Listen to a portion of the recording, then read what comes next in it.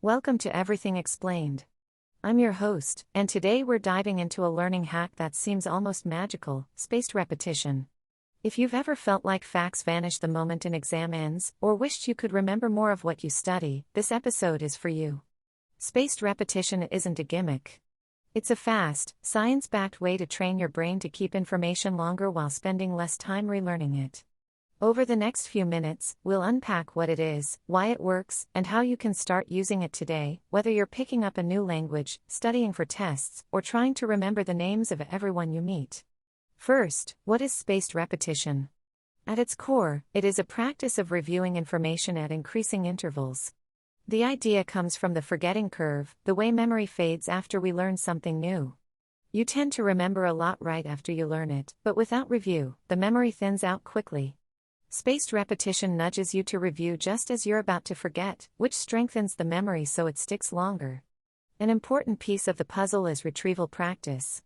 You don't want to passively reread. You want to actively pull the answer from your own head. That effort makes the memory tougher to lose. When you combine retrieval with spacing, your brain has to work a bit harder, and that effort is exactly what locks in the knowledge. Why increasing intervals? When you get a card right, you don't need to see it again tomorrow, you've earned a longer break.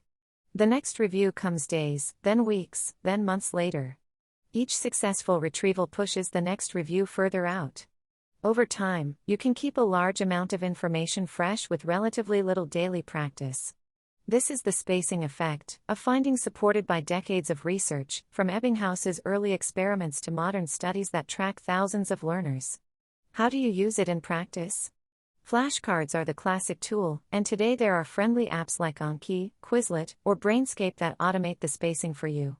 The basic setup is simple: a front prompt and a back answer. The app schedules the next review based on how well you recalled it. If you struggle, the card comes up sooner; if you nail it, the interval lengthens. You can also start with a simple Lightner box approach on paper if you like. Here's a practical starter plan: pick 20 to 30 essential items you want to learn: vocabulary, key facts, formulas, or dates. Keep each item to one clear prompt and one concise answer. Review occurs in short daily sessions, 15 to 20 minutes, with no heavy cramming. For each item, aim to recall it aloud or in writing, then check your answer. If you were wrong or uncertain, mark it to appear again soon. If you were confident, let it go for a few more days. Gradually extend the gaps to 1 day, 3 days, 7 days, and beyond, letting accuracy guide the schedule rather than a timer alone. Another tip: connect new information to what you already know. Build stories, mental images, or simple mnemonics. The recall process is much easier when facts have a vivid context. And remember, spacing isn't a magic cure for everything. Procedural skills, like riding a bicycle or solving complex problems, benefit too, but you'll want to blend spaced repetition with actual practice that requires action, not just recall. Watch out for a few common pitfalls. Don't flood yourself with new cards every day; that can overwhelm your working memory. Don't rely on passive rereading or highlighting alone. And give yourself time to adapt to the rhythm of spaced practice. The goal is steady, regular reviews, not marathon sessions once a month. To get started today, choose a topic you want to master, assemble a small deck of terms or facts, pick a review tool you'll actually use, and commit to a short daily habit. Track your success not by how many cards you finish, but by how reliably you can recall them after the longer intervals. Conclusion: so, what have we learned? Spaced repetition leverages the natural forgetting curve and the power of retrieval practice to turn short-term study into durable knowledge.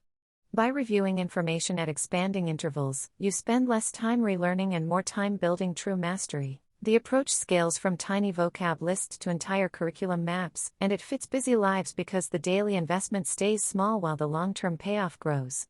Give it a try this week. Start with a bite-sized deck, keep your prompts clear, and let science guide your schedule. If you stick with it, you'll notice not only better recall but a lighter sense of study anxiety, because you know you're reinforcing what matters, exactly when it matters most. That's all for today on Everything Explained. Until next time, keep curiosity high, practice smart, and let your memory do the heavy lifting.